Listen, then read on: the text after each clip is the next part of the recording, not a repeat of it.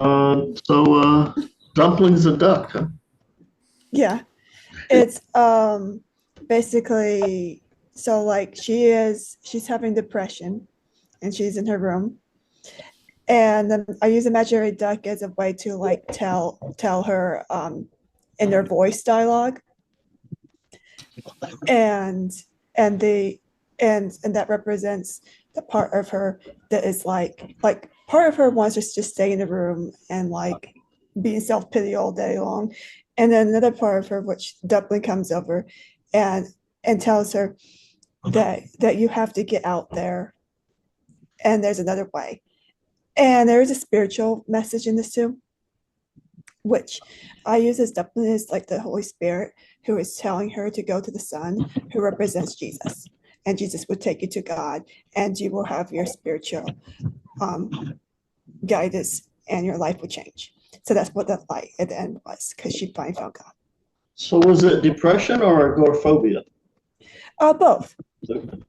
I originally read it as more like being depression, but then as I started writing it, it kind of went more into a phobia type thing.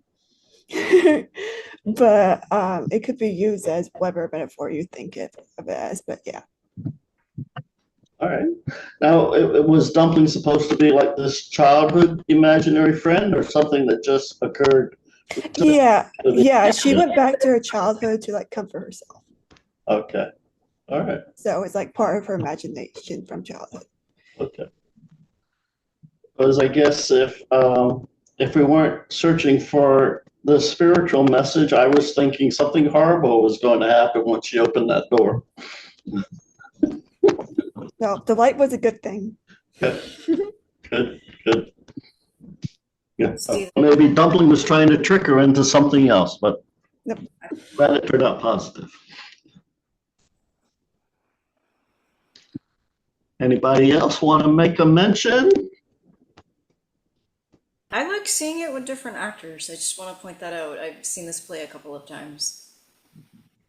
You've seen it before? Mm-hmm. In other groups, yeah. Oh, okay. I Steve, same thoughts as you did the very first time I read the script, and it threw me for a loop. And I'm glad I know differently now. So was there a different interpretation from different actors, or was it fairly much the same for you, Zeb?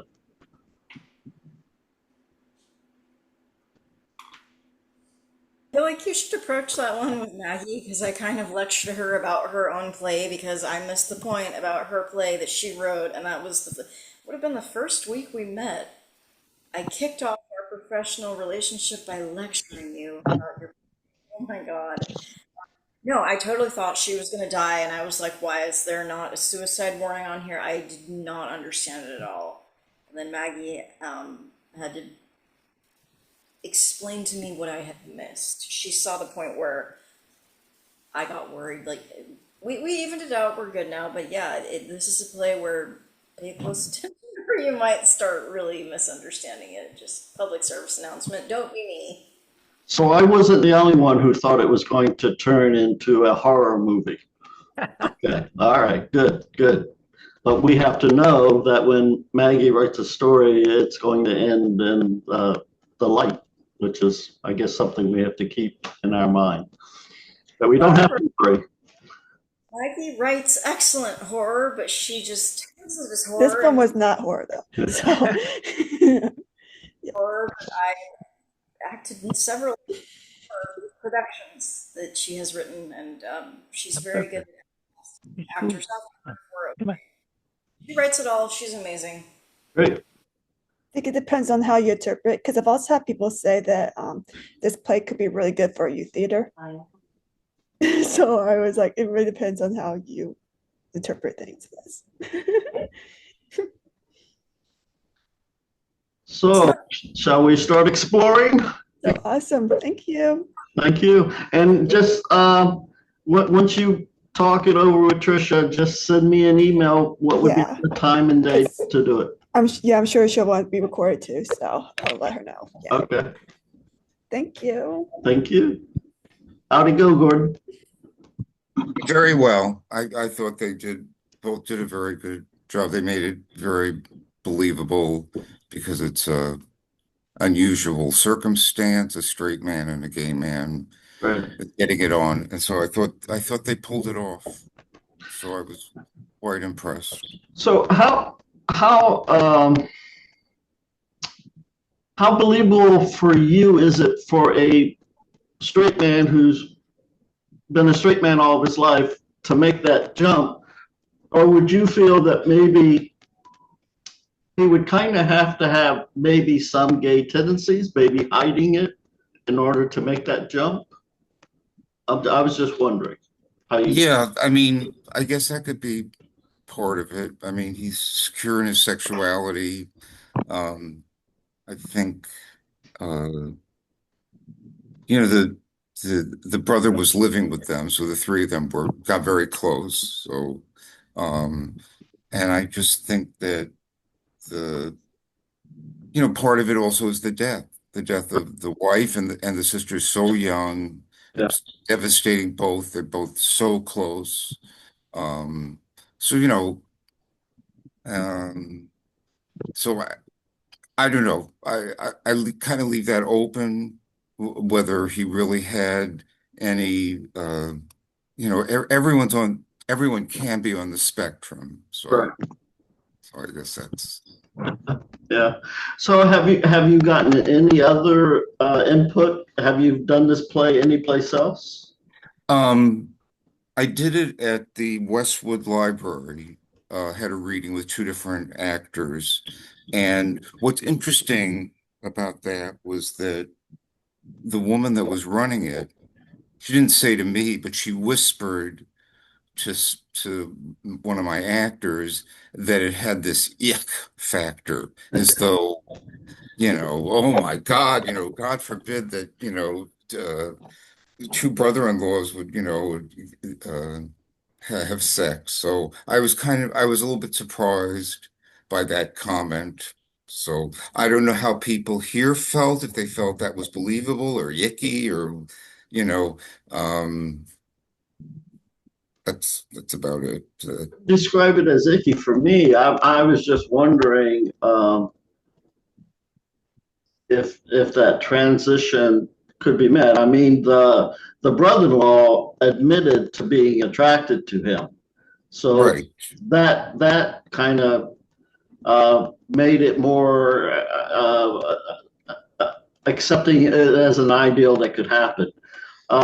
And I'm just wondering if you have to think about the husband as he's just dealing with too much grief and he just needs that affection in order to get over his grief. Right. So is it really a sexual thing for him, or is it for he's needing empathy and he's needing somebody to care about him? I'm just wondering if that was more of it. Yeah, no, I mean that's a part of it. Um, in the moment, but Good. um, but uh, that seems like too much of a cliche to you know that's what people do in time of grief or whatever. So anyway, but it enters into it a little bit, a small percent. All right. Okay. Anybody else have any viewpoint about this? Well, I thought your actors did a great job in the reading. I had a question about the rocking chair. Is it one big rocking chair, or are there two rocking chairs Right. where they're sitting? It was supposed to be two sort of side by side, Okay, something like that. So that was the only part that confused me. It was like they're sitting on separate sides of the rocking chair. I was like, oh, it must be a big rocking chair. More of a swing. Like a swing. Double rocking chair. So my background is I read way too much romance, way too much horror, and I'm coming at this from a person who reads romance, loves it, it's cliche. I can usually walk where a script is going, and I will giggle to myself and want to see it play out. I like these tropes. I want to make that very clear. Um, I feel like I want to know a lot more about what got them there. I think this could do really. I'm gonna give unsolicited advice, but I would really want to see this as a full-length play because this is so much of a character study through that grief. I want to see what gets them there. I believe you that it happens because I read romances of this nature. Like, it does. Are they tropey? Probably. Real life, I'm not sure. Show me more. That's my unsolicited advice. Show me more. Show me how you got there. I do not expect the two of them to, like, this is a romance for the ages. This is a grief fueled hookup. I still want to know more about it. Yeah, I guess I'm very much in agreement with Zeph there, and I guess that's sometimes an issue for a 10-minute play is that you have to really go through that arc really quickly. And I think for this story, that relationship between them probably needs to develop more, I think. But then that's just me. Yeah. It's actually adapted from a novel that I wrote. Okay. So in the novel, it's, obviously it has the whole arc and the whole Mishigas. So I just pulled this out because it was dramatic. Okay. But no, that's a good point. If it asks the audience, to add more stuff, then that's great. Then I maybe will go back and look at this and do it. Also, what we've done here is present 10-minute pieces, but 10 minutes almost like a series. And each month, more of the story is done. Oh, right. I didn't realize that. Oh, that's good to know. Okay. Sure. Yeah. Are we moving on? Disorderly Beulah. Is Leslie still here? There she is. Hey, Leslie. How you been? She's in a European time zone, so she's like midnight. Okay. I'm here. Where are you at now? I'm in Croatia. It's after 1 a.m. You went back to Croatia? Because you were there recently, right? Just once a year. Oh, okay. I thought you were there earlier this year. No? Oh, okay. All right. It's a very quick year. Well, where were you the other time you were having some real internet issues and it was because you weren't at your own place? That's possible. I do travel a lot, but this is the first time in Croatia in 2025. All right. Okay. Any comments? Feedback? Yeah, I thought it was very clever. A really good humor. I love when people play with the form, and so you really pulled that off, and so I'm very impressed. This is a part two, or am I wrong? It seems like there was something like this before. No, it's a standalone piece. Okay. And it's based on a real life case, right? Not really, no. There were court cases about teachers not receiving their back pay in the Depression because basically the schools just didn't have the money to pay them. So there were cases like this, but it isn't based on a particular case. But the characters are very, very loosely based on historical characters. So all their names are correct. And the judge really was the youngest circuit court judge in Illinois, and the prosecutor really was an elderly gentleman. And Beulah was just my imagination. I loved her name, Beulah Irvin. It's just a great name.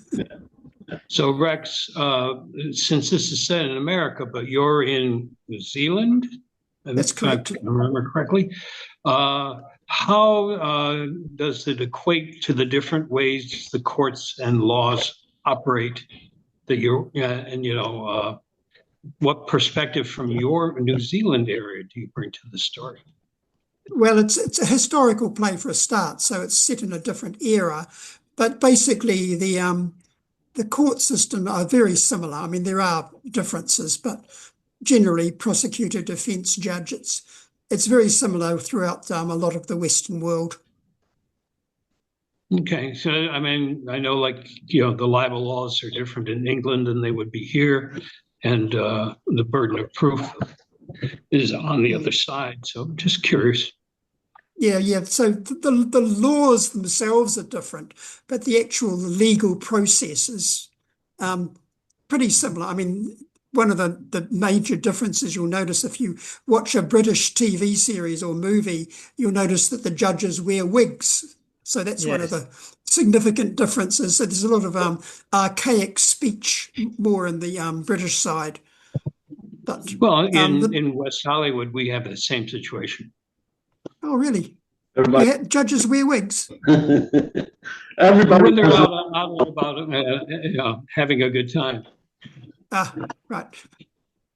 I love the characters because Rex always has wonderful characters, and the performances were wonderful as usual from Leslie, Paul, and Todd. Just great. And I like the way that Todd and Paul like took over in the beginning, and then Leslie beats him at the end. And that and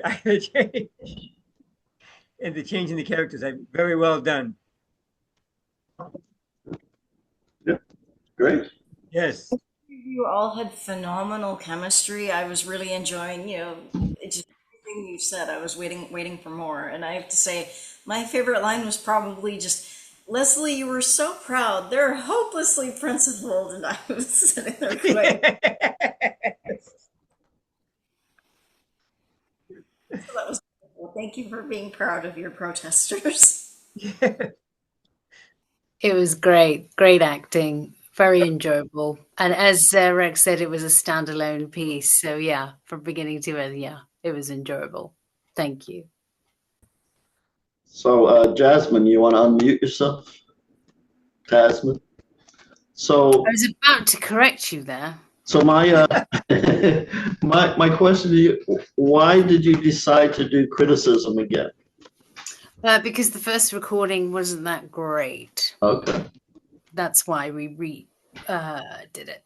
Okay. So yeah, and it's a better version Okay. this time. Did you change any of it? No, Okay. no. It just remained as it was. This is play number 296 of 365. Was the recording an issue of the edit or just a person's microphones? I think it was a bit of both. Okay. But I know Chuck this time, when he was looking at the script, it was on his screen. The other time, I think the corners of the script came up. And Yes. you did offer a solution, but then it was a solution, but it didn't look great. So Carol and Chuck kindly agreed to do it again, which is fantastic. Okay. I'm very grateful to you.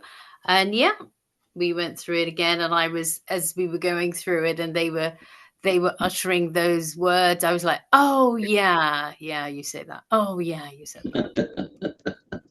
And so what was the issue this time about doing the pin? Oh, that was me. We supposedly changing the ending a bit, where instead of me just huffing and puffing and going off, it's like I don't know how to react to her, respond to her, just give her the middle finger and then go, oh, but I had to shrink it and go over and then click it off. Huh? Click off the video, like he went like that and walked off. Okay. Yeah, but in Tasman's country, middle finger is not an insult. You need to use two. Oh. Well, not necessarily. People do use their middle finger. No, They do. A lot of these things. They do. It's an American thing, yeah. Yeah, but it means something here as well. And Or it's disrespectful. Yeah. or you could just do this. Yeah. I can't Well, see. you know, I can puff my beard a little bit, Yeah. and I think the but middle then that's finger is, Italian, so same as yours. So, you know, there's a language to these things. You can't just appropriate somebody else's body language. But the finger they do. started in England.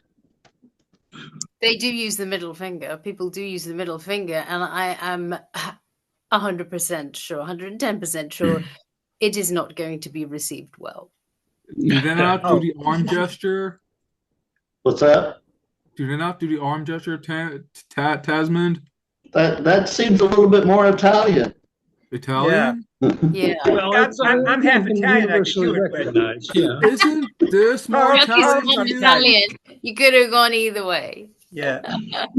It But just no, came easier. that's fine. I think she gets the point because the moment, if you are told you are a shit writer, I don't think, you don't want to use any words. Let's put it that way. That's why he couldn't respond. He didn't know what to say, and And you couldn't write it out and hand it to her. yeah.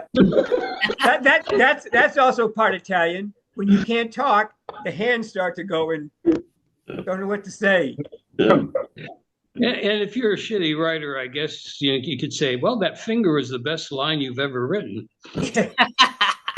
Ha ha ha. Carl, and his name, even though I know Chuck was obviously going through the dialogue there, his name is Carl Upwit. Upwit? Upwit. I mean, how arrogant can you get? Upwit. Yeah. The great Carl Upwit. Oh, I'm sorry. Yes, you are the Yes. great Carl Yes. Upwit. And He how plays many the of us are going role to be of the able to great say that Carl that character is Upwit. based on us? I'm sorry. I'm missing what people are saying. I'm sorry. Lewis. He plays the role of the great Carl Upwit. Yes. Indeed. Indeed. And Chuck did great. And so did Carol. Carol, who played Mindy. Yes. And as I say, how many of us writers are going to claim that the character is based on us? Right. Yes. Yes, I had to think of all of you before I wrote this. We're all rushing for that fame. Yes. Of course, none of you writers are quite up to the Carl Upwit level, but you're not bad. Yes, and even Pammy has told you that you are a sexy and sensational course. writer. Of course. And Pammy knows. Yeah, who does beautiful poetry. I mean, I don't know Yes. what the goat's doing in there. When I heard that, I was like, what? Oh, God, I added that bit, did I? Okay. With the right-angled horns. I thought at first Tammy was fake, and then Carol's character said that she indicated she was real, and I was like, oh, okay. But Carol, you were a delight. The two of you were fantastic together. Do it again. They work really well together. Chuck and Carol work really well together. So thank you. Thank you for your Makes me time look and your good. energy with this. You both look good together. Thank you. It was a lot of fun getting it right this time. It felt better. We haven't seen the edit yet. We'll see. We'll see. Steven says we'll see. But thank you. That was great. Thank you. Thank you, Carol. So now we can move on to solving the entire world's problem, thanks to John. Yeah, I apologize dream. for not being What a available dream. to help you on that, John. But download the chat doesn't allow you to download the script, so I'm trying to read it while the other things are going out, and then Zoom is a bratty child. Unless it gets your total undivided attention, it times you out. And therefore, when I finally got back in, the chat was wiped out, so I didn't have the script. Yeah, that's fine. Also, Facebook is the best thing to send a PDF file. Facebook, because in Facebook you can download it. Email is always the best, but yeah. Yes, email is also the best. Yes, but I use Facebook regularly when I do a read of my own short play here on Facebook. Also, I want to Anyway, I thank. apologize. Yes, that's fine, no problem. I want to thank Seb Johnston, Seb Johnston for playing the lead role, Ukraine, Luis Manuel Rivera for playing as Georgia. The Georgia I am playing, it is not Georgia, USA. It is a Georgia located in Caucasus near Russia. It is a country. And I want to thank Deborah Wade. She left now, for playing the enemy Russia. So what was the song at the end? The song at the end is Ode to Joy. It is from the song of Ode to Joy. I just used the tune of Ode to Joy, and the lyrics is based on that song. It's based on that tune. And what language was the lyrics in? Ode to Joy, it is a song made by Beethoven. It is the anthem of Europe. You know, Ode to Joy, because as a The person Ninth who Symphony. Yeah. yeah, symphony, Lyrics. yes, it is part of the Beethoven symphony. Yes, you are right, Luis. When Also, he Ode was to Joy, completely deaf. But yes, Yeah, yes. the lyrics were by Friedrich Schiller, who was a German playwright, and Beethoven composed the music to those lyrics for the Ninth Symphony finale. Yes, Yeah. yes. Also, that song is public domain because the song is very, very long time ago. There is no copyright protection on that song. And also, the song Ode to Joy is the national anthem of European Union. They made it as the anthem of European Union and Council of Europe. It is called the anthem of Europe. Also, I'm very happy that this is my first play to be produced here. I made it very hard because I made it for many days. In the end of June, I made that play, and it is not easy to make that play. Okay. Yes. Yeah, there's no note in the script about what the melody is, so that you might want to add that so people will know, without your having to. John, what language were you singing the song in? Yes, I singing the song Kalinka. It is a Russian folk song. It is a public domain. There is no problem. It is a Russian folk song that was produced, I think, during the Russian Empire. Because I'm a polyglot. I speak many language. I speak Indonesian. I speak my own native language, Filipino. I speak Ukrainian, and I speak Russian because I know that language by learning it on internet because I really, really love to learn many language. Russian is very easy. Russian and Ukrainian language is very easy because Cyrillic is just the same. The Russian alphabet is just a bit similar to Latin alphabet, and I learned it, and it is easy for me. Okay. Right. Any other questions? Yes, Louis.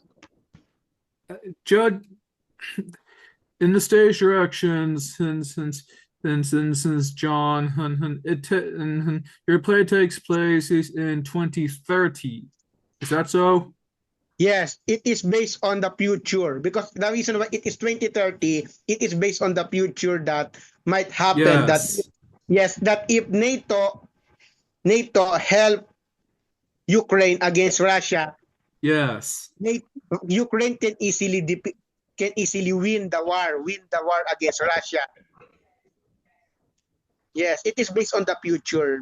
That's my read. It is a futuristic play. John, did you go to see a fortune teller? Did they help you at all? That's I'm expecting because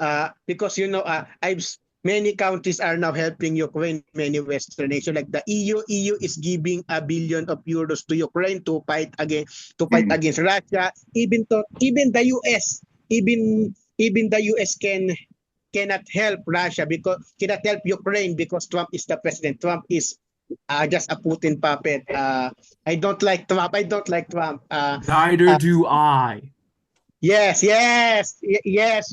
we don't like Trump. You're giving yes. Trump too much credit. Yes. Yeah, he's a bully, and what people kind of ignored was when he came out of that meeting with Putin. Putin was demanding Donbass, including the area that he didn't yet occupy, which is the part of Ukraine that has all that rare earth minerals that Trump is, just salivating over. So he's going to support whoever gives him all that stuff to run the cell phones. And he's also pressuring Ukraine to do that. And Ukraine needs that to rebuild after the war. It's not going to be an easy thing. So I don't know, 5 years, whether there's going to be any of these countries. But yes. But I'm hoping that it can be resolved and Ukraine will win the war soon, because as Ukraine has still many allies like the NATO member nation, except the US, because US under Trump is not good, it's really bad. But many NATO nations like Canada, UK, and any other NATO and EU member nation, they are willing to help Ukraine to win against Russia. So that's I am Unless we hoping. do And I something hope, to remove Donald from office. yes, he can remove to impeachment.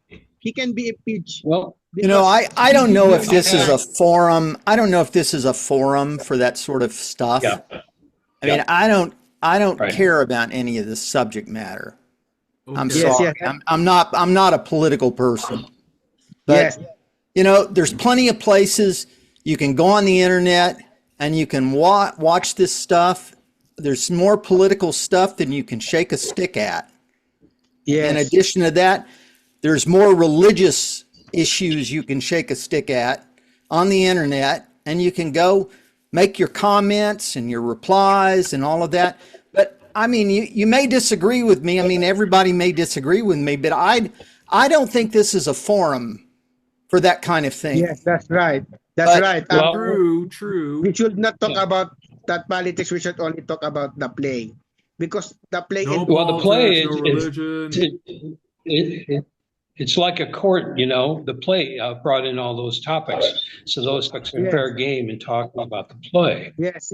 But- And from an I artistic have, standpoint, I think if you write about something that's like a current issue, I think like 40 years from now, it will be absolutely, no one will be interested in it.